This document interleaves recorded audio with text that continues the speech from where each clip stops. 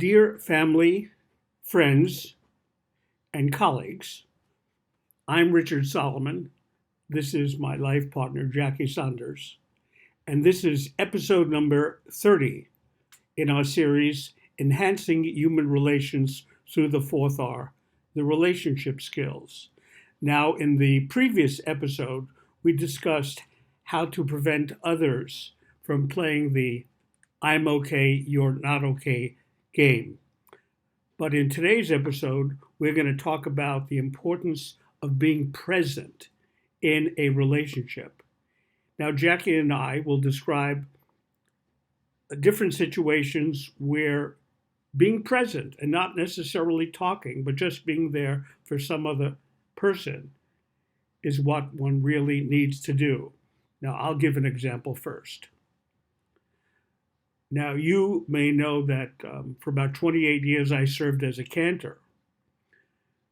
And during funerals or Shiva, which is after the funeral, people meet at the home of the people who are mourning. I, as a cantor, and I, as a congregant, would meet with these people. But some of the best things that I simply did was not even sing and not even talk. The best thing I could do was simply coming there.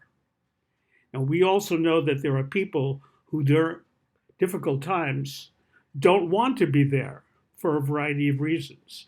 And we're suggesting one of the best things you can do is to be present or be there when people need you at a difficult time. Another situation where just being present and not necessarily talking and giving your views happened last week. Richard was involved in a meeting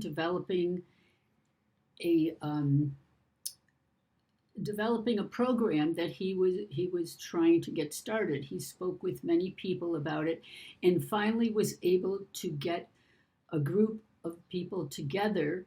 The meeting was out of town. He was so excited that this was finally going to come into fruition. He was meeting with the people he needed to meet with. The project he was working on in his mind for a long time was finally going to get started. And when he came home from the meeting, he was just so excited about it. And I said, Richard, just sit down and tell me all about it. I wanted to hear all the details, and I didn't want to interrupt him. And he just went on and telling me all the steps that happened and what happened when he met all these different people.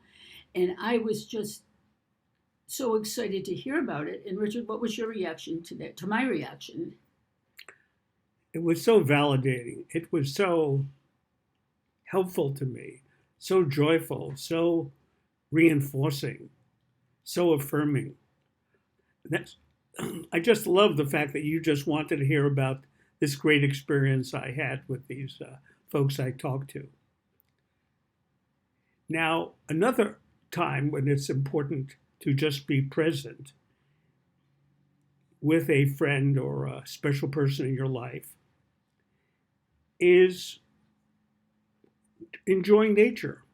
Sometimes Jackie will say to me, or I'll say to Jackie, take a look at the sunset. And we will just stare at the sunset together, maybe holding hands or caressing. But we are simply being present and enjoying nature together. That would be another example of being present and not necessarily talking or sharing your thoughts or experiences.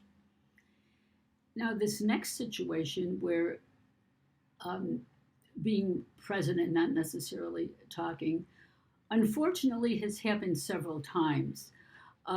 Reaching out to a friend who is experiencing stress or showing some kind of despair, and it's happened most recently with friends of mine who maybe have fallen and gotten hurt. And when they're explaining the details to me and they're telling me how they fell and where they were and did they go to the hospital and which doctor did they see and what was going to happen afterwards to help them get better. I was just there to listen. They were very upset by the situation. And I did not want to take that time to tell them, oh, when it happened to me, such and such happened. And when I had this happen to my arm, I saw, the certain doctor. It was more important for them to get their story out and for me to validate how they were feeling, even though it was a negative kind of feeling. They were in stress, they were in despair. They weren't ready to hear what happened to me. I wanted to validate their feelings. And you were there simply for them. Absolutely. Now, friends and colleagues, family members, if you see the importance of being present, we invite you to have a discussion with them and talk about times when you needed to be present or when you were present as a follow-up to this exercise or episode. Now, if you wish to comment or pose questions, you can send me an email, rdsolomonphd@gmail.com, or you can reach me on my Facebook page, my Twitter or X page, and YouTube. In addition, on our next episode, our next video episode, we'll discuss a related concept called savoring. Savoring our experiences. We're able to find and give examples of that. And of course, we want to thank all of you for being a vital part of this video series. And we look forward to seeing you again next time. So thank you all so much. Bye. Bye.